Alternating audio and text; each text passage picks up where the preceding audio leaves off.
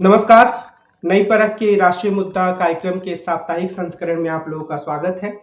हमारे साथ हर हफ्ते की तरह ही आनंद वर्धन जी और अभय जी जुड़े हुए हैं। हम इनसे हफ्ते भर की राजनीतिक गतिविधियों के बारे में चर्चा करेंगे, इनके विचार जानने की कोशिश करेंगे। आप दोनों लोगों का स्वागत है। नमस्कार। आनंद जी, मैं आप ही से बातचीत की शुरुआत करूंगा, क्योंकि पिछले हफ्ते में एक बड़ी घटना तो अरविंद केजरीवाल की गिरफ्तारी रही, जिसने अन्य सारे राजनीतिक घटनाक्रमों को थोड़ा पीछे कर दिया। इस गिरफ्तारी पर आपकी जो टिप्पणी है, खासतौर पर इसके राजनीतिक प्रभावों पर, आम आदमी पार्टी की राजनीति पर, या देश की राजनीति पर, या भाजपा की राजनीति पर, या इंडिया गठबंधन की राजनीति पर, उस प्रभाव को आप कैसे देखते हैं? कमल जी, थैंक यू सो मच। और भाई होली की सबको बहुत बहुत शुभकामनाएं। मैं कमल जी, सबसे पहली बात तो तीनों आपके तीन इसके प्रभाव पड़े हैं। एक प्रभाव बीजेपी का, बीजेपी ने और मोदी जी जो कुछ भी कर रहे हैं उनकी मना स्थिति, और मैच के शुरू में जैसे होता नहीं कि इतनी घबराहट जो है वो बहुत अच्छा द्योतक नहीं। हालांकि अभी भी लोग ये मान रहे हैं कि भाई उनको मेजोरिटी फिगर मिल जाएगी आसानी से, लेकिन मुझे ऐसा लगता है कि कुछ डेस्परेशन भी है, घबराहट भी है बीजेपी में, और उसका द्योतक ये है क्योंकि ये जो भी काम हुआ है अरविंद केजरीवाल जी का, वो बीजेपी की भाई मनोदशा ये है कि जो भी प्रमुख विपक्षी पार्टी हैं उसको हम किसी तरह से इमोबिलाइज करें, या तो उसका अकाउंट फ्रीज कर दें या उसके प्रमुख नेताओं को जेल में डाल दें। अब ये कैसे रिएक्ट करता है ये देखने वाली बात हो। तो बीजेपी की घबराहट साफ दिखाई दे रही है। दूसरी बात आ जाए जाए आम आदमी पार्टी। आम आदमी पार्टी का जैसे थोड़ा मैं एक चीज ये कहूंगा कि उसको इस तरह से जीने की आदत पड़ रही थी। उसके जो एक मतलब मनीष सिसोदिया के बारे में कोई कुछ कहे, लेकिन एक समय उन्होंने दिल्ली का भाई दिल्ली मॉडल अगर सामने आया है तो उसमें मनीष सिसोदिया का भी एक बड़ा रोल है। और मनीष सिसोदिया ने पीछे रह के जिस तरह से केजरीवाल साहब को एक मुक्त कर दिया था कि पूरे भारत में घूम घूम के पार्टी को बढ़ाएं या वो करें, और दिल्ली को वो ठीक से संभाले हुए थे।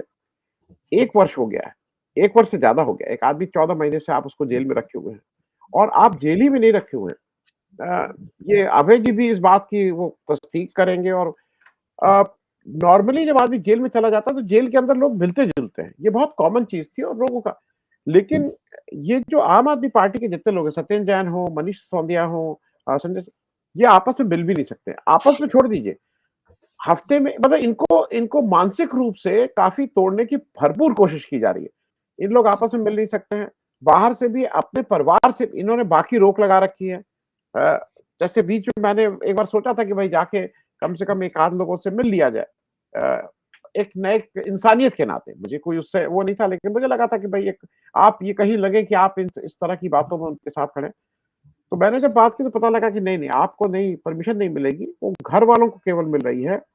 और बीच में क्या हो रहा था कि जैसे संजय सिंह अगर किसी दिन तारीख पे आते थे तो वहां पे आप जाके और ये बहुत आम बात है, मतलब ये मैंने अभी नहीं, इमरजेंसी के समय भी उसके बाद भी अगर कोई दोस्त मित्र किसी राजनीतिक या वैसे भी अगर गया है, हम तो कहेंगे खराब चीज में भी गया है, तो वो जब कोर्ट आता है तो उससे लोग बहुत मिल लेते हैं। ये बहुत सामान्य सी चीज है।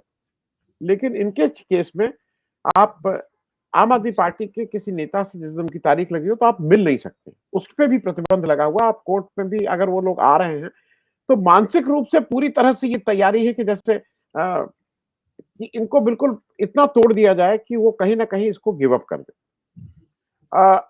मैं ये बात इसलिए कह रहा हूं कि आम आदमी पार्टी को इसकी आदत पड़ गई थी, और मुझे ऐसा लगता है कि जो अरविंद केजरीवाल साहब हैं वो दूर की कौड़ी लाते हैं, स्ट्रैटेजिस्ट हैं, चीजें समझते हैं, शार्प हैं। तो वो जब उनको ये पता था कि वो जेल जा रहे हैं तो उन्होंने कुछ ना कुछ इसका जो भी कंटीजेंसी प्लान है, plan B, plan C, plan D, जो भी होगा वो ऑलरेडी करके गए हैं। उनकी गैर मौजूदगी में क्या होगा, आज पहली बार उन्होंने जेल से कुछ अपने वहां के आदेश जो है चीफ मिनिस्टर भी शुरू कर दिए हैं, तो वो इसका भरपूर वो लेंगे। और दूसरा ये है कि अगला इलेक्शन जो दिल्ली विधानसभा का है वो फरवरी 2025 में है। अब से मोटे तौर पे 10-11 महीने बाद। तो बहुत कुछ स्टेक पे भी नहीं है। जैसे वो ये मतलब अरविंद केजरीवाल को ये सूट करेगा कि अगर केंद्र सरकार राष्ट्रपति शासन लागू कर दे, क्योंकि अगर राष्ट्रपति शासन लागू होता है है, तो उसको बीजेपी की दिक्कत क्या है कि वो उस डैमेज को केवल दिल्ली तक रिस्ट्रिक्ट नहीं रख रही है। जो जो बीजेपी ने अरविंद केजरीवाल को जैसे जेल में डाला है, तो कायदे से भाई दिल्ली और पंजाब में उसका प्रभाव पड़ना चाहिए था, लेकिन मेरे हिसाब से उसका पैन इंडिया उसका उससे फर्क पड़ रहा है। तो आम आदमी पार्टी चाक चौबंद है। मैं एक चीज और कह दूं, मैं अभय जी, जो मुझे लगता है, जैसे मैं अभी भी ये मानने को नहीं तैयार हूं, 150 पेज का एक कुछ बताया जा रहा है कि कोई फाइल अरविंद केजरीवाल के घर से निकली है, और उस पर कहा जा रहा है कि ईडी के भी कोई बहुत से जो अधिकारी हैं उनका भी वो है लेखा जो। अगर वो इस समय अरविंद केजरीवाल के घर से वो फाइल निकली है, तो अरविंद केजरीवाल चाहते थे कि उनके घर से वो फाइल मिले। मैं इसको मानने ही को नहीं तैयार हूं कि अरविंद केजरीवाल के घर से फाइल वो इतनी मतलब ये इतने चाक चौबंद है कि उन्होंने कहीं इस ऐसे ऐसे बिल में से जाके वो फाइल निकाल ली। अरविंद केजरीवाल चाहते हैं कि वो फाइल मिले, क्योंकि अगर वो फाइल अब एविडेंस हो गई है, और एविडेंस अगर वहां पे जब उसमें जाएगी, मैं अभय जी अगर अगर 1 मिनट समय हो तो बता दूं, एक एक केंद्र के बड़े नेता हैं, और नाम इसलिए नहीं ले रहा हूं क्योंकि वो ठीक नहीं रहेगा। उनको जब ईडी ने बुलाया तो उनका एक ही काम था, उनके पिताजी बड़े वकील हैं, खुद वो बड़े नेता हैं, उन्होंने एक ही काम करना शुरू किया। जब ईडी उनसे कुछ पूछे, जब ईडी पूछे कि अच्छा आप इलाहाबाद गए थे क्यों, वो कहे कि नहीं, अमित शाह के जो लड़के जय शाह हैं, वो हर बात में अमित शाह जय शाह, अमित शाह जय शाह, उसके अलावा बात ही ना शुरू करें। होता क्या है कि सारी चीजें रिकॉर्ड होती हैं, और ईडी के यहाँ जब आपके जो जो ये रिकॉर्डिंग है, ये आपकी गवाही कह लीजिए या आपका जो बयान है, ये कोर्ट में एडमिसिबल होता है। अब ये हर सेंटेंस में अमित शाह जैसा, अमित शाह जैसा करें। वो कहे कि आपने खाना, आप जब गए थे तो आपने इतनी बड़ी, उन्होंने कहा अमित शाह और जय शाह, जब जय शाह, वो कहे कि भाई आप ये इन लोग का नाम क्यों ले रहे हैं इनसे, वो कहे कि नहीं भाई वो इन्होंने इन्होंने वो कहीं ना कहीं घुमा के, इनको दोबारा बुलाया नहीं गया, इनसे नमस्ते कर ली गई और उनको कभी नहीं, उन्होंने कहा कि अब आप तो, क्योंकि इनको यह है ना कि अमित शाह जय शाह का नाम कहीं ना आ जाए, तो भाई कोर्ट में अगर करोगे तो ये जो फाइल है 150 पेज की, ये मैं इसको दावे के साथ, मैं मतलब मैं पॉलिटिकल एनालिसिस छोड़ दूंगा, अगर ये वहां से पकड़ी गई है तो ये अरविंद केजरीवाल ने कहा है कि इस फाइल को ढूंढो। ये सब इतने बेवकूफ है, मतलब इनको ही समझ नहीं आया कि अरविंद केजरीवाल फाइल 150 पेज की रखे रहेंगे कि आके आप इनके लिए ले जाइए और इनके अगेंस्ट डॉक्यूमेंट करिए। तो दूसरी बात आमद, तीसरा जो इसका सबसे बड़ा जो मेरे ख्याल में प्रभावशाली बात हुई है, वो इंडिया गठबंधन के लिए हुई है। मैं, अभय जी सामने बैठे, मैं सोच नहीं सकता था आज से 4 दिन पहले कि लवली और आम आदमी पार्टी के मंच पे आके कॉमन प्रेस कॉन्फ्रेंस करेंगे, ये हम 40 आज से 3 दिन पहले नहीं सोच सकते थे, जितनी दोस्ती हो गई हो जितना हो। अगर लवली और शेयर और आम आदमी पार्टी के गोपाल राय और आतिशी जी अगर शेयर कर रहे हैं प्रेस कॉन्फ्रेंस, तो मेरे हिसाब से ये अब मामला केवल केवल मैथमेटिक्स नहीं रह गया है, अब ये केमिस्ट्री भी आ चुकी है, और वो केमिस्ट्री, इलेक्शन में वो केमिस्ट्री ज्यादा जरूरी होती है बनस्पत मैथमेटिक्स। ये कहने को सीटें कम होंगी, लेकिन उसका जो केमिकल प्रभाव है वो मेरे ख्याल में ज्यादा बड़ा है, और इसलिए इंडिया गठबंधन के लिए भी एक शुभ संकेत है कि सारे लोग एकजुटता दिखाई गई है, इररिस्पेक्टिव ऑफ पार्टी, वो चाहे कम्युनिस्ट पार्टी भी बैठी हुई थी वहां, तो कम्युनिस्ट पार्टी का कोई बहुत लेना देना नहीं है दिल्ली या पंजाब वहां के इलेक्शन से, लेकिन वो लोग बैठे थे। तो मेरे हिसाब से इंडिया गठबंधन के लिए भी एक बड़ा शुभ संकेत है अरविंद केजरीवाल जी का जेल जाना। कमल जी, आज मैं निर्जय चौधरी का एक लेख पढ़ रहा था, और अभय जी मैं आपसे इसी से संदर्भ में सवाल करना चाह रहा हूँ कि उनका ये कहना है कि लोग ये मान तो रहे हैं कि थोड़ी जाति हो रही है, लेकिन वैसा गुस्सा राजनीतिक तौर पर नहीं दिख रहा है जिससे लगे कि भाजपा के लिए कोई बड़ा खतरा हो। आने वाले दिनों में ऐसा हो सकता है, पर पता नहीं ऐसा होगा कि नहीं होगा। तो आप इसे कैसे देखते हैं, और क्या सच में ये भाजपा की कामयाबी है कि वो कुछ भी करती है, कोई गुस्सा, जन आक्रोश जैसा कुछ पैदा नहीं होता है? देखिए, अगर नीरजा चौधरी जैसे समझदार और वरिष्ठ पत्रकार, और एक स्वामीनाथन अंकलेश्वर अय्यर ने भी एक टाइम्स ऑफ इंडिया में आर्टिकल लिखा है कि अगर लोग ये मानते हैं कि केजरीवाल सलाखों के पीछे से वोटरों को अपनी ओर खींच सकते हैं, तो उन्हें भूल जाना चाहिए, ऐसा कुछ नहीं होने वाला है। उन्होंने भी इस बात को लिखा है। स्वामीनाथन जी, जब आम आदमी पार्टी का आंदोलन शुरू हुआ था तो उन्होंने काफी उसका समर्थन किया था, और एक तरह से वो उसके पक्ष में बोलने वाली एक आवाज, ये तो अंग्रेजी भाषी बुद्धिजीवियों में उनके पक्ष में बोलने वाली एक आवाज थी। बहरहाल, बुद्धिजीवी लोग ये चाहते हैं, पत्रकार लोग ये चाहते हैं, और जो अच्छे जानकार और समझदार लोग हैं वो ये देखना चाहते हैं कि भाजपा के इस कदम के खिलाफ एक जन आक्रोश उमड़े और लोग सड़कों पर नारे लगाते हुए निकल आए और प्रशासन का जीना दूभर कर दें और पुलिस के साथ उनके जगह जगह संघर्ष हो और एक बहुत बड़ा एक जन आंदोलन खड़ा हो जाए। मुझे लगता है कि ये कल्पना के तौर पे ये बात ठीक है, लेकिन ऐसा आमतौर पर होता नहीं है। आप देखिए ना, ऐसा आमतौर पे होता नहीं है। ऐसा जब तक एक संगठित राजनीतिक ताकत लोगों को गोलबंद न करे और उनको एक लंबी प्रक्रिया के जरिए सड़कों पर निकाल के लाए, उसके पीछे लंबी सुचिंतित योजना हो, है, तभी इस प्रकार का हो पाता है। चाहे वो राम जन्मभूमि आंदोलन हो या और कोई भ्रष्टाचार विरोधी आंदोलन हो, जब तक के उसके पीछे इस तरह की शक्ति और नियोजन न हो, तब तक ऐसा नहीं हो पाता। जहां तक सांगठनिक रूप से विरोध प्रदर्शन का सवाल है, आम आदमी पार्टी ने पर्याप्त रूप से अच्छा प्रदर्शन किया है। दिल्ली में और दिल्ली के बाहर बहुत जगहों पर उन्होंने काफी जुझारू किस्म के प्रदर्शन किए हैं और इस मामले में कांग्रेस से उनका प्रदर्शन बहुत बेहतर है। उन्होंने बताया है कि वो एक कांग्रेस के मुकाबले एक छोटी पार्टी है, लेकिन वो एक जीवंत पार्टी है। उनके कार्यकर्ताओं में जोशो खरोश है और जिस तरीके से उनके प्रवक्तागण टीवी पे आकर अपना बचाव कर रहे हैं, वो भी अपने आप में देखने काबिल है। उन्होंने कुछ इस तरह की बातें सामने रखी हैं जिनका जवाब भारतीय जनता पार्टी नहीं दे पाई है। जैसा कि जो मनी ट्रेल वाली बात आई है, जो अरविंद फार्मा का पैसा है, वो किस तरीके से सरकारी गवाह भी उनको बनाया गया और फिर इलेक्टोरल बॉन्ड के जरिए उनका पैसा भी भारतीय जनता पार्टी ने उनसे ऐंठा। ये जो बात, इस सबूत का भारतीय जनता पार्टी खंडन तो कर नहीं सकती, क्योंकि ये तो प्रमाण के रूप में चुनाव आयोग की वेबसाइट पर है। तो वो कहती है अदालत इसका फैसला करेगी। और तो ये इस तरह की पेशबंदी जो आम आदमी पार्टी कर रही है, इसके पीछे जैसा कि अभी आनंद जी ने कहा, इसके पीछे एक रणनीतिक मानस काम कर रहा है।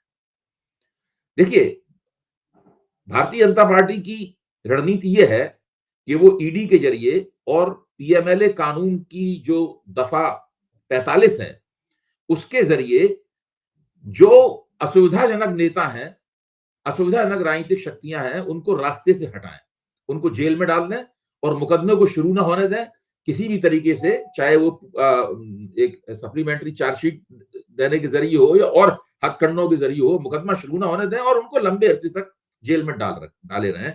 ये उनकी रणनीति है। दिल्ली में वो आम आदमी पार्टी से चुनाव जीत नहीं सकते। 3 चुनाव आम आदमी पार्टी लगातार उनको हरा चुकी है और इस बार उसने कांग्रेस से लोकसभा में समझौता भी कर लिया है, जो पिछले 2 चुनावों में नहीं था। ये भी भाजपा के लिए, भाजपा भले ही चुनाव जीत जाए, लेकिन इसके लिए मुश्किल तलब है ये बात। तो एक ऐसी राजनीतिक शक्ति को कैसे तबाह और बर्बाद किया जाए, कैसे उसके संगठन को बिखेर दिया जाए, कैसे उसकी इच्छा शक्ति को तोड़ा जाए, ये पूरी कार्रवाई चल रही है। मैं आनंद जी के इस अवलोकन से पूरी तरह सहमत हूं कि अरविंद केजरीवाल ने इस सब चीज को पहले ही भांप लिया था। मनीष सिसोदिया और संजय सिंह की गिरफ्तारी के बाद से ही उन्होंने ये रणनीति बना। अगर ये रणनीति पहले बन जाती तो उन दोनों की गिरफ्तारी भी इतनी आसानी से नहीं होती, मैं ये कहता हूं। लेकिन उनकी गिरफ्तारी के बाद में उन्होंने ये रणनीति बनाई कि किस तरीके से इसका मुकाबला किया जा सकता है और किस तरीके से भाजपा के पाले में गेंद फेंकी जा सकती है। अब आज वही स्थिति बन रही है। उन्होंने जेल से पहला, मुख्यमंत्री के तौर पर पहला आदेश जारी कर दिया है। कानूनन इसको रोका नहीं जा सकता। जल मंत्रालय संबंधी आदेश है, कानूनन इसको रोका नहीं जा सकता है।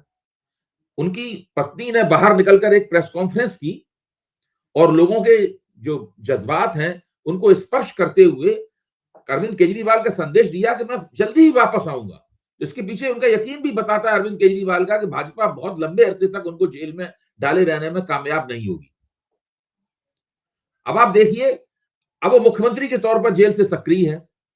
भाजपा चाहती थी कि मुख्यमंत्री के तौर पर उनकी जो सरपरस्ती है उससे पार्टी वंचित हो जाए। वो सरपरस्ती उन्हें मिल रही है। थोड़ी बहुत उसमें उलझने, दिक्कतें आएंगी, मीटिंगें नहीं हो पाएंगी या दस्तखत करने में दिक्कतें आएंगी, उसके लिए संघर्ष करना पड़ेगा। बार बार अदालत की परमिशन लेनी पड़ेगी या जितनी कुछ इजाजत है उसका बेहतर से बेहतर रचनात्मक इस्तेमाल, सकारात्मक इस्तेमाल करना पड़ेगा। अब भाजपा की तरफ से अफवाह उड़ाई जा रही है कि ये अपनी पत्नी को बना देंगे मुख्यमंत्री। अब ये सब चंडू खाने की खबर है, चंडू खाने की अफवाह है। जो लोग आम आदमी पार्टी और अरविंद केजरीवाल को जानते हैं वो कभी भी इस बात के ऊपर यकीन नहीं करेंगे। अगर उन्होंने अपनी पत्नी को मुख्यमंत्री बना दिया अरविंद केजरीवाल ने, तो उनमें और लालू यादव में फर्क क्या रह जाएगा? तो मेरा मानना यह है कि अब गेंद भाजपा के पाले में है और भाजपा 3 तरह के कदम उठा सकती है। पहला यह है कि इसको इसी तरीके से चलने दे, वो भाजपा के लिए मुफीद नहीं है। दूसरा यह है कि वो उपराज्यपाल से रपट एक अपनी रणनीति के मुताबिक एक रपट मंगवाकर या तो विधानसभा को सस्पेंडेड एनिमेशन में डाल दे या विधानसभा भंग कर दे। क्योंकि देखिए, अरविंद केजरीवाल जानते थे कि भाजपा तुरंत उनके खिलाफ अविश्वास प्रस्ताव लाएगी और अविश्वास प्रस्ताव के दौरान पार्टी को तोड़कर अपने बड़े पैमाने पर दल बदल करवाने की कोशिश होगी। इसलिए उन्होंने पहले ही योजना पूर्वक विश्वास मत भी प्राप्त कर लिया है। अब 6 महीने तक भाजपा अविश्वास प्रस्ताव नहीं ला सकती और विधायकों की घोड़ा मंडी खुल नहीं सकती। दूसरे, उन्होंने पहले ही एक जनमत संग्रह भी करवा के रख लिया था उन्होंने, जिसमें उन्होंने ये निर्णय उनके पास था कि जनता कह रही है कि भाई हम भले ही जेल भेज दिए जाएं लेकिन हम मुख्यमंत्री बने रहें। तो ये सब उन्होंने पेशबंदी कर रखी है और इसी पेशबंदी के अनुसार अब पहलकदमी भाजपा के हाथ में चली गई है। वो तो अपने जेल से सरकार चलाएंगे, खत्म हो गई बात। आम आदमी पार्टी, आपने गिरफ्तार करना था, आपने कर लिया गिरफ्तार, अब जेल से सरकार चलेगी। अब भाजपा को तय करना है कि जेल से सरकार चलने दे या नहीं चलने दे। कानूनन आप उसको रोक नहीं सकते हैं सरकार चलाने से, तो आप केवल विधानसभा भंग कर सकते हैं। जैसे ही आप विधानसभा भंग करेंगे या विधानसभा निलंबित करेंगे, वैसे ही दिल्ली पर एक नौकरशाहाना हुकूमत हो जाएगी। जनता उस हुकूमत को भाजपा की हुकूमत के तौर पे लेगी। मैं बार बार इस बात को कह रहा हूं, भले ही दोहराने के खतरे को उठाते हुए कह रहा हूं, ये एक बहुत ही जबरदस्त रणनीति है और ऐसे ही इसमें भारतीय जनता पार्टी के लिए अब भाजपा को निर्णय करना है, उन्हें करना क्या है और भाजपा जो निर्णय करेगी उसके फलितार्थ उसको भुगतने पड़ेंगे। दूसरे, नीरजा चौधरी या स्वामीनाथन अय्यर कुछ भी कहते रहे, जो पहला सर्वेक्षण आया है उसके बाद का त्वरित सर्वेक्षण है, उसमें साफ दिखता है कि जनता में हमदर्दी है अरविंद केजरीवाल के प्रति। और जब जनता से सवाल पूछे जाते हैं, जाहिर है कि सर्वेक्षणों की बातें 100% सही नहीं होती, जनता से सवाल पूछे गए उसमें पूरा के पूरा उनके जवाब जो है वो आम आदमी पार्टी के पक्ष में झुके हुए हैं। अब हम लोगों को जो घटनाक्रम है, बदलता हुआ घटनाक्रम है, उस पर निगाह रखनी पड़ेगी। दूसरे, 22 अप्रैल 1 महीना दूर है, आज है 24 तारीख, 1 महीने से 2 दिन कम 22 अप्रैल दूर है। 22 अप्रैल के दिन दिल्ली हाई कोर्ट में ईडी को अरविंद केजरीवाल की फाइल उनको देनी पड़ेगी और जो कि उन्होंने मांगी है उस फाइल को देखकर हाई कोर्ट के जज ये अंदाजा लगाएंगे कि ईडी जो दावा कर रही है कि अरविंद केजरीवाल ने कितने बड़े बड़े अपराध किए हैं, कितनी बड़ी रिश्वत ली है, कितना बड़ा मनी लॉन्ड्रिंग की है और क्या साजिश की है, वो किंग पेन है, क्या है, ये सब जो कहेंगे, इसको देख के वो अंदाज लगाएंगे कि वास्तव में उनके पास ठोस सबूत अरविंद केजरीवाल के पास क्या है। तो ये सब चीजें हैं इसकी। और फिर सुप्रीम कोर्ट में भी धीरे धीरे, सुप्रीम कोर्ट में भी जब अनंत काल तक तो उनको रिमांड पर नहीं रख सकते, जब रिमांड पर नहीं रहेंगे उसके बाद उनकी जमानत की अर्जी भी जाएगी। इसके बाद वो लोग, अभी अरविंद केजरीवाल की गिरफ्तारी कानूनी है कि गैर कानूनी है, इसका भी मुकदमा उन्होंने हाईकोर्ट में दायर किया है, उसके ऊपर भी विचार होगा। तो कानूनी लड़ाई अपनी जगह चलेगी, राजनीतिक संघर्ष अपनी जगह पर चलेगा और जो रणनीतिक जद्दोजहद है वो बहुत महत्वपूर्ण चीज होती है। रणनीतिक जद्दोजहद है वो भी लगातार जारी रहेगी। अभी भी स्थिति तू डाल में पात वाली है। अरविंद केजरीवाल ने शुरू से ही ये पूरी बात जो है, आपने बताया उन्होंने एक रणनीति अपनाई, बार बार अमित शाह और जय शाह का वो नाम लेते थे। ईडी इससे परेशान हो गई, ईडी इस बात से भी परेशान हो गई थी कि भाई हमारे हर संबंध को ये बंदा कहता है कि तो गैर कानूनी है। इसीलिए ईडी अपने संबंधों को कानूनी ठहराने के लिए अदालत गई। उसको उम्मीद थी कि अदालत आनंद फानंद में उनको फैसला दे देगी, अदालत से उनको फैसला नहीं मिला ईडी को। उन्होंने अरविंद केजरीवाल के मनमाफिक फैसले भी नहीं दिए, लेकिन ईडी के मनमाफिक फैसले भी नहीं दिए। अभी भी ईडी का संबंध कानूनी है या नहीं है, ये सवाल अदालत के सामने विचाराधीन है।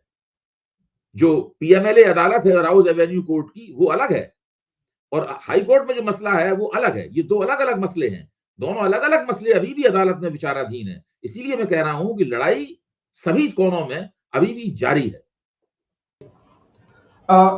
आनंद जी, मैं आपसे ये सवाल करना चाहूंगा कि जो भारतीय जनता पार्टी वो काफी अच्छी स्थिति में दिखती है और उसके बावजूद उसने एक राजनीतिक फैसला लिया, अगर हम इसे राजनीतिक रूप से देखें तो, कि अरविंद केजरीवाल को गिरफ्तार करना है। तो क्या ये इलेक्टोरल बॉन्ड के मसले को दबाने के लिए था, या उनकी कोई सोची समझी रणनीति है? इलेक्टोरल बॉन्ड के मसले को क्या ये पीछे करने में सफल हो पाए हैं इस तरह की राजनीतिक कार्रवाई से? आपको क्या लगता है? मुझे शुरू में कमल जी मुझे भी ये लगा था कि शायद इलेक्टोरल बॉन्ड को ये पीछे करने के, लेकिन मुझे लगता है कि इलेक्टोरल बॉन्ड नहीं, ये अदर देन इलेक्टोरल बॉन्ड भी ये चाहते थे कि जो भी प्रमुख पार्टियां जो इनको चैलेंज कर रही हैं, और उसमें जो सबसे मुखर होके और सबसे तीखा हमला, देखिए भाषा में मैं ये कहूंगा कि राहुल गांधी की भाषा फिर भी थोड़ा ठहर के रोक के बोलते थे। ये उन भाषा का कोई, जैसे तुम बोल रहे होगे वैसा ईंट का जवाब पत्थर से दे रहे थे, इसमें कहीं कोई दो राय नहीं है। मैं एक दो चीजें जरा और स्पष्ट कर दूं दर्शकों को। जो जो अभय जी ने कहा ना, अपोलो वाला, जो अपोलो फार्मा वाला केस, वो प्रूव ये हो अरुण रहा फार्मा। है। हाँ, वो प्रूफ ये हो रहा है कि रेड्डी साहब थे, उनकी कंपनी ने, जब वो गिरफ्तार नहीं हुए थे उससे पहले तो बीआरएस को भी पैसा दे रहे थे, तेलुगु देशम को भी दे रहे थे, लेकिन गिरफ्तार होने के बाद उन्होंने केवल और केवल बीजेपी को पैसा दिया। कई अलग अलग डेट्स में दिया है, और जब डंडा पड़ा है तब उसको पैसा दिया, उसको बीजेपी तुरंत ग्लैडली बीजेपी ने लिया। वो बिल्कुल अब नॉर्मल रिपोर्टिंग में भी आ रहा है, उसमें छुपाने की बात नहीं। दूसरा मैं एक चीज और कहूंगा कि ये जो पत्नी वाली बात है ना, अभी देखिएगा लालू जी से अगर पूछा जाता तो लालू जी कहते हैं अरे कई लोगों की पत्नी है, वो इस लायक ही नहीं कि वो पत्नी को बनाए। तो मैं सिर्फ इसलिए कह रहा हूं कि दोनों, आप पत्नी की चीज इतनी स्टिक नहीं करेगी। अ, मैं ये भी मान के, मैं विद दिस आल्सो, कि अगर मान लीजिए कोई ऐसी स्थिति आती है कि उनको पत्नी को बनाना पड़ता है, ये स्टिक नहीं करने वाला है ये। और राबड़ी देवी और इनकी पत्नी में जमीन, मतलब मैं बिना किसी अनादर के, उसके एक इनकम टैक्स अफसर रही है वो महिला, उसने इनके साथ वो सारा कुछ झेला है जो अरविंद केजरीवाल ने झेला है। तो कई बार लोगों को लगता है ना कि इनका क्या कंट्रीब्यूशन था, इनका वही कंट्रीब्यूशन था कि अरविंद केजरीवाल जब अपना ये सब एक्सपेरिमेंट कर रहे थे और इस तरह का तो प्रयोग कर रहे थे, होते। अब मैं दो तीन चीजें अभय जी जरा आपसे भी समझ लूं। देखिए, जो एक आम पब्लिक का यह रहता है कि सड़क पे आंदोलन के और प्रदर्शन के स्वरूप भी अब चेंज हो गए। अब मैं कितनी बार देखता हूं, मेरे यहाँ मतलब कुछ मेरे मित्र हैं कि अरे आज क्या है, नहीं, आज असल में प्रदर्शन है, शाम को फिर मिलते हैं। तो उनको पता है प्रदर्शन है, पुलिस गिरफ्तार करेगी, थाने तक ले जाएगी और छोड़ देगी। ये स्टैंडर्ड है। पहले प्रदर्शन ये थोड़ी होता था कि चलो शाम को मिलते हैं और क्या खाओगे क्या पिएंगे। पहले प्रदर्शन में जा रहे हैं तो मालूम नहीं, गिरफ्तार हो गए तो 2 दिन बाद आएंगे कि 2 महीने बाद आएंगे, पता नहीं रहता था। तो प्रदर्शन के रूप भी चेंज हो रहा है। मैं एक चीज अभय जी, एक इंपॉर्टेंट चीज और हुई है जिसपे हम लोगों को, दर्शकों का ध्यान दिलाना चाहिए। रामलीला मैदान में 31 तारीख को एक रैली आयोजित हो रही है, जो आम आदमी पार्टी इसको प्रॉम्प्ट कर रही है। और इलेक्शन शुरू होने के बाद जैसे जो शिवाजी मैदान की रैली थी, उसमें मतलब एक कुछ लोगों का कहना था कि उसमें कोई एजेंडा नहीं था, उसमें ये था कि हम सब लोग साथ हैं और भाई वो है, भारत जोड़ो यात्रा खत्म हुई। रामलीला मैदान की रैली ज्यादा तीखी होगी, उसमें एजेंडा स्पेसिफिक होगा, उस पर बातें स्पेसिफिक होंगी। तो मेरे ख्याल में ये जो रणनीति है जो अभय जी कह रहे हैं, वो 100% अरविंद केजरीवाल, में बिना जाने बोल रहा हूं, ये कह के गए होंगे कि जब गिरफ्तार होता हूं तो उसके बाद ऐसे ऐसे ऐसे करना। क्योंकि 31 तारीख को रामलीला मैदान की रैली जो दिल्ली में हो रही है, वो भी इनके लिए मुश्किल होगी। मैं एक चीज और जरा कह दूंगा, इसलिए ये कहते हुए क्योंकि मैं ये मान रहा हूं कि जो इस समय 2024 का चुनाव है, उसमें मुझे जैसे कई लोग, अबे भाई बहुत से लोगों का कहना है कि भाई हम लोग तो जर्नलिस्ट हैं, हमारा कोई व्यू थोड़ा ही होता है, हम तो नहीं, मेरा व्यू है। और मैं इस उसके साथ कि मालूम नहीं ये सही है या गलत, मेरी अंतरात्मा ये कहती है, मेरा मन ये कहता है कि अगर कोई गलत हो रहा है तो आज मैं एक व्यू के साथ एक मैं पोजीशन लिया हूं। मैं ये नहीं हूं कि मैं रिपोर्ट कर रहा हूं, और मैं इस सावधानी के साथ और इस क्षमा के साथ, नीरजा जी के पिछले 1 साल के आप उठा के देख लीजिए। आप मुझे एक ऐसा वो बता दीजिए जहां पे उन्होंने इंडिया गठबंधन या बीजेपी के खिलाफ कोई कहा हो कि ये खराब है। वो हर चीज में बीजेपी को जस्टिफाई करते हैं कहीं ना कहीं। वो उसको एक बहुत तार्किक रूप से और बहुत भौतिक रूप से, मैं ये नहीं कह रहा हूं, लेकिन वो जैसे मेरा अगर आप कुछ देखेंगे तो मैं बिल्कुल बीजेपी को पिछले 2 साल से अगर कुछ भी मेरा उठा के देख लीजिएगा तो मैं बीजेपी के मुझे एक तो अव्वल कोई अच्छा ही नहीं लगता है, मुझे दिखता ही नहीं कि उन्होंने कौन सा अच्छा काम किया। उसी तरह से शायद उनके चश्मे के नंबर से उनको खराब चीज नहीं दिखती है। मैं एक बात और अभय जी कहना चाहूंगा, ये जुडिशरी की भी साख थोड़ी दांव पे है। मेरा मेरा ये मानना है कि अगर under pressure election commission of India है, political party, judiciary is also under pressure, क्योंकि जुडिशरी बार बार पीएमएलए को लेके सुप्रीम कोर्ट के में ये कह चुकी है कि भाई ये जो सेक्शन 45 आपने बना रखा है पीएमएलए का, जिसमें बेल लेने की प्रक्रिया आप बताते हैं, ये डायरेक्ट कन्फ्रंट कर रहा है या डायरेक्ट सबवर्सन कर रहा है आर्टिकल 21 ऑफ कॉन्स्टिट्यूशन, जहां पे right of freedom, right of expression, वो उसको कह रहे हैं कि मैं उसको सप्रेस नहीं करूंगा।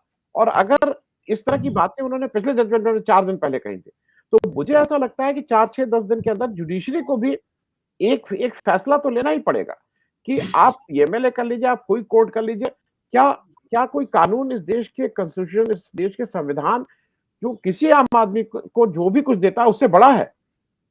तो ये वाली चीज भी जुडिशरी के ऊपर प्रेशर है, और मुझे ऐसा लगता है कि जैसी स्थिति अभी है, आर या पार जुडिशरी को उसमें एक स्टैंड तो लेना ही पड़ेगा। हो सकता है 10 दिन हो, 15 दिन हो, 20 दिन हो, 1 महीना हो, लेकिन उसमें जुडिशरी को कहीं ना कहीं स्टैंड लेना पड़ेगा। कमल जी। जी, थोड़ा सा एक अलग सवाल मैं राजनीतिक गठबंधनों के बारे में भी करना चाह रहा था।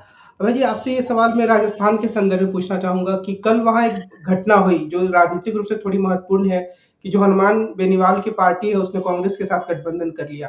कांग्रेस ने वहां सीपीआई-एम के लिए भी एक सीट छोड़ी है। तो क्या कम से कम राजस्थान में लगता है कि वो ज्यादा मजबूती से पिछली बार की तुलना में चुनाव लड़ रहे हैं और शायद कुछ सकारात्मक नतीजों की उम्मीद भी कर सकते हैं? देखिए, गठबंधन करना भारतीय राजनीति में हमेशा ही मुफीद होता है। मैं तो मानता हूं कि अगर अशोक गहलोत ने विधानसभा चुनावों में गठबंधन किए होते तो इस वक्त वो राजस्थान के मुख्यमंत्री होते। ये बात आंकड़े से भी साबित होती है। लोकनीति ने आंकड़ा दिया था और मेरी प्रोफेसर संजय कुमार से इस संबंध में चर्चा भी हुई है। हम दोनों एक राय पे पहुंचे थे कि अगर अशोक गहलोत ने ठीक से गठबंधन किया होता, जो आदिवासियों वाली पार्टी थी उससे किया होता, हनुमान बेनीवाल की पार्टी से किया होता, आपने सीपीएम का नाम लिया है, बहुजन समाज पार्टी, सबसे गठबंधन उन्होंने किया होता, तो इस वक्त वो भजनलाल शर्मा नहीं बल्कि अशोक गहलोत राजस्थान के मुख्यमंत्री होते। वो कांग्रेस ने गलती की थी और कांग्रेस उस गलती का परिष्कार कर रही है, ये अच्छी बात है। मैं तो उन पार्टियों का नाम भी इस गठजोड़ में देखना चाहता हूँ जो पार्टियां पिछली बार रह गई थी। अब मुझे ठीक ठीक नहीं पता है कि कितने हिस्से पे, मेरे ख्याल से जो आदिवासी पार्टी है वो एक महत्वपूर्ण राजनीतिक शक्ति है राजस्थान में। कांग्रेस को उसे भी किसी न किसी तरीके से गठबंधन में लाना चाहिए। अच्छा, अब आते हैं जो आनंद जी ने बात कही न्यायपालिका वाली, मैं जरा उसमें कुछ जोड़ना चाहता हूं। मेरा मानना है, मेरा भी उनकी तरह मानना है कि न्यायपालिका दबाव में है, और मैं साथ में ये भी कहूंगा उसे और भी ज्यादा दबाव में लाना चाहिए। उसे विपक्ष की तरफ से भी दबाव में लाना चाहिए। विपक्ष को बार बार उसके पास तरह तरह की याचिकाएं लेके जाना चाहिए। जैसे कि ये अरविंद फार्मा वाला मामला है, ये मामला मांग करता है कि विपक्ष जो कपिल सिब्बल या दूसरे जो अच्छे वकील हैं वो अदालत में एक बढ़िया याचिका लेके जाएं और अदालत से कहे कि इस मसले पर गौर किया जाए। क्या ये मसला सीधे सीधे क्विड प्रो को का मसला नहीं है? इसका केजरीवाल के मसले से सीधे जुड़े या ना जुड़े वो अलग बात है, लेकिन ये तो साफ तौर पे दिख रहा है कि एक आदमी एक मामले में, ईडी के एक मामले में सरकारी गवाह बनता है और किस तरीके से उसको जमानत मिल जाती है पीठ में दर्द के बहाने को लेकर, और वो किस तरीके से उसके electoral bond Bharatiya Janata party भुनाती है। अब ज्यादा से ज्यादा यही तो होगा, कोर्ट कहेगा कि भाई अभी हम इसमें नहीं सोच सकते या ये हमारा मसला नहीं है, जो भी हो। इस मसले को कोर्ट में ले जाना भी अपने आप में एक खबर है, और उसमें कोर्ट में जो भी इसके ऊपर दलीलें होंगी वो भी अपने आप में एक खबर है। वो भी सार्वजनिक जीवन में लोगों के दिमाग में ये बातें दर्ज होंगी, जब उसमें बार बार बहस होगी। इस बात से नहीं डरना चाहिए विपक्ष को कि हमारा मामला खारिज हो जाएगा, और जो सरकारी मीडिया है एक बार फिर खबर चला देगा कि विपक्ष को झटका है, इस प्रकार की खबर चला देगा। लेकिन ये न्यायपालिका के ऊपर विपक्षी पार्टियों द्वारा, नेताओं द्वारा, नागरिक समाज की शक्तियों द्वारा और भी दबाव बनाना चाहिए, ताकि धीरे धीरे न्यायपालिका भी सोचना शुरू करे कि आखिरकार किस तरह का लोकतंत्र बन रहा है और किस तरह से पूरे लोकतंत्र को भीतर से कुछ नकारात्मक तरीके से दूषित तरीके से बदला जा रहा है। अभय जी, मैं एक प्रश्न, अगर कमल जी आप इजाजत दें तो मैं अभय जी से पूछूं। अभय जी, मुझे एक चीज जरा समझाइए, ये जो पूरा जो केस है दिल्ली लिकर पॉलिसी वाला, उसमें जो जो कहा जा रहा है कि 100 करोड़ रुपया आया और वो गोवा इलेक्शन में आम आदमी पार्टी ने इस्तेमाल किया, ये पूरा मसला ये है। उसकी कोई मनी ट्रेल नहीं है, उसमें कहीं कुछ नहीं दिख रहा है कि कहां पैसा आया, किसको हुआ, कैसे हुआ, वो नहीं है। अब इसको लेके आप 4 लोगों को गिरफ्तार कर चुके हैं। दूसरी तरफ इलेक्शन बॉन्ड तो मनी ट्रेल दिखा रहा है कि आपने हाथ मरोड़ के, लोगों को धमका के, ईडी भेज के, सीबीआई भेज के, इनकम टैक्स की नोटिस देके पैसा लिया और उस पैसे का आपने इलेक्शन में इस्तेमाल किया। तो ये मनी ट्रेल तो सामने है। मैं थोड़ा इस पे भी अभी, क्योंकि ये भी तो एक बड़ी, जो आप बात कह रहे हैं मैं उसी को कह रहा हूं भाई, ये इसका जवाब भी तो हम और आप चाहते हैं। नहीं, भाजपा ने कह दिया है, अब तो भाजपा ने कह दिया है, अदालत इसका फैसला करेगी, सही क्या है गलत क्या है, अदालत के सामने मसला ले जाना चाहिए। भाई भाजपा खुद तो जवाब नहीं दे रही इसकी, या तो भाजपा इसका जवाब देगी भाई ये क्यों हुआ, कैसे हुआ और क्यों ये सही है। भाजपा ने अभी तक ये नहीं कहा कि हमने बिल्कुल ठीक किया। भाजपा के प्रवक्ता का जवाब ये है कि भाई इसे अदालत में साबित करेगी। तो अदालत में इस मसले को ले जाना चाहिए, अदालत में इसकी ऊपर चर्चा होनी चाहिए, न केवल इस मसले को बल्कि उन तमाम जगहों, तमाम मसलों में जहां पर सीधे सीधे इस हाथ चंदा लिया उस हाथ धंधा दिया वाले प्रकरण प्रमाणित होते हैं। तो अब तो सब चीजें प्रमाणित है ना, उसको प्रमाणित करने की जरूरत नहीं है, दस्तावेजी सबूत मौजूद है। ये तो सर्कमस्टेंशियल एविडेंस वाला मामला भी नहीं है, दस्तावेजी सबूत मौजूद है। हर दस्तावेजी सबूत के ऊपर एक याचिका बनती है, या 4-5 बहुत ही प्रभावी दस्तावेजी सबूतों के आधार पर एक याचिका बनती है। इसमें जुडिशरी को, न्यायपालिका को शामिल किया ही जाना चाहिए। न्यायपालिका भी तो देखेगा इतिहास में उसका नाम किस रूप में जाएगा। भाई एक जो आजकल जो हो रहा है, ये इतिहास बन रहा है ना, तो इस इतिहास में कौन क्या भूमिका निभाएगा उसका नाम भी तो दर्ज होगा। हमारा आपका सबका नाम इसमें दर्ज होने वाला है, कोई बचेगा नहीं इसके अंदर। सबका, आगे आने वाली पीढ़ियां हम सबके काम का आकलन करेंगे कि हमने क्या किया था ऐसे मौके पर। आज की बातचीत को हम यही विराम देते हैं। अगले हफ्ते जब हम मिलेंगे तो देश की राजनीति से जुड़े विभिन्न मुद्दों पर आनंद जी और अभय जी से बातचीत करेंगे। आप दोनों लोगों को आज की बातचीत के लिए बहुत बहुत धन्यवाद। नमस्कार।